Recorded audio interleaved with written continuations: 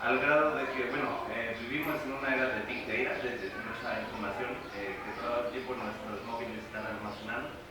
Y ya vimos casos como Cambridge Analytica, que influyeron en la decisión masiva de que la gente votara por Donald Trump, o que el Brexit fuera una realidad, y todo eso gracias a los dispositivos, por ese manejo de datos.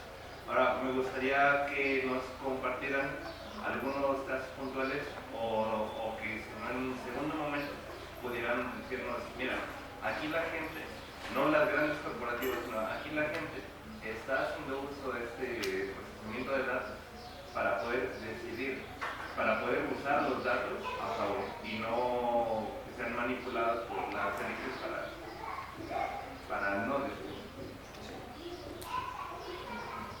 Sí, pues muy buena pregunta. Sí, efectivamente, o sea, y en otros talleres empezamos también con el contexto de dónde surge el análisis de datos, ¿no? Y, por ejemplo, nosotros hacemos mucho análisis de fuentes abiertas de información, se llaman, que son datos públicos, datos abiertos, bases de datos públicas y los repositorios que están en línea, pero el origen del análisis de datos pues es la guerra, ¿no? El origen del análisis de datos es la obtención de información primero a partir de periódicos, ¿no? Donde los contrincantes de los países enemigos en la Segunda Guerra Mundial buscaban información en periódicos de los otros países para obtener información, y poco a poco eso se fue convirtiendo en la construcción de bases de datos, ¿no? Después de eso, en temas pues, corporativos, el desarrollo del Big Data, por ejemplo, pues fue logrado por bancos, ¿no? Por bancos que almacenan grandes cantidades de información de los clientes, ¿no? De los clientes de los bancos, y donde generan algoritmos para darle o negarle, por ejemplo, un crédito a una persona en función de si es indígena, negra, de si vive en una ciudad, de si vive en un área rural. Es decir, se convirtió también en un tema de perfilamiento violento, ¿no? Agresivo, sustentado sobre los mismos datos, porque de origen las bases, o sea, el problema es que quien construye las bases de datos tiene sesgos, introduce sus sesgos a la base de datos, y los algoritmos que aprenden esos sesgos pues van a reproducirlos y multiplicarlos, ¿no?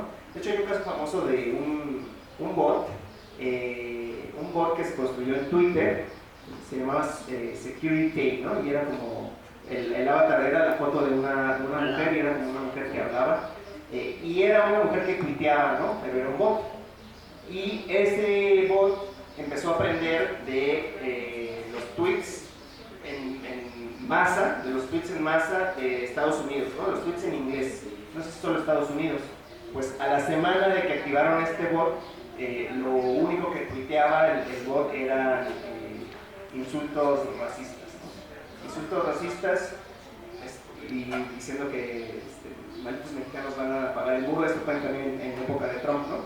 Que los malditos mexicanos iban a pagar el muro, que cantidad de tweets racistas y violentos, muchos más que acabo de decir, ¿no? Entonces, los datos y los algoritmos incluso reproducen estos sesgos, ¿no? Y pues es lo que menciona Carlos. Ahora, sí hay casos en los que se ha utilizado análisis de datos para contribuir con movilizaciones. Por ejemplo, un ejemplo creo que sí ha sido Veneno en mi agua. O sea, la investigación que presentamos ya tuvo repercusiones.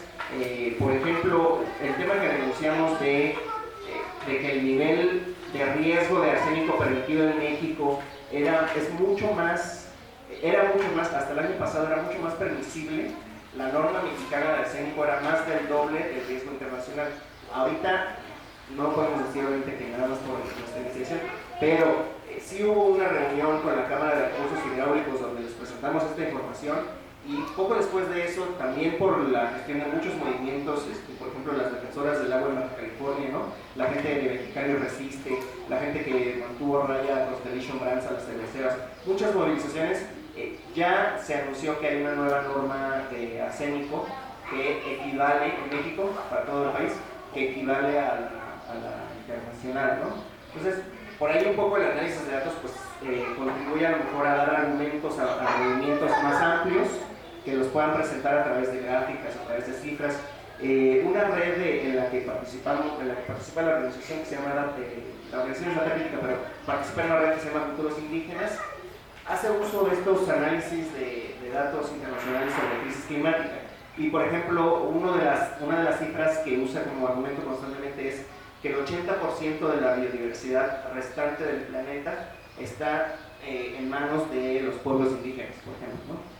Una cifra que se ha usado en muchos de los discursos de esta red, en foros internacionales incluso, y que avanza un poco el tema de la necesidad urgente de atender a las poblaciones indígenas como guardianas mucho más adecuadas de la biodiversidad que los estados o bueno, no se diga que las empresas privadas, ¿no?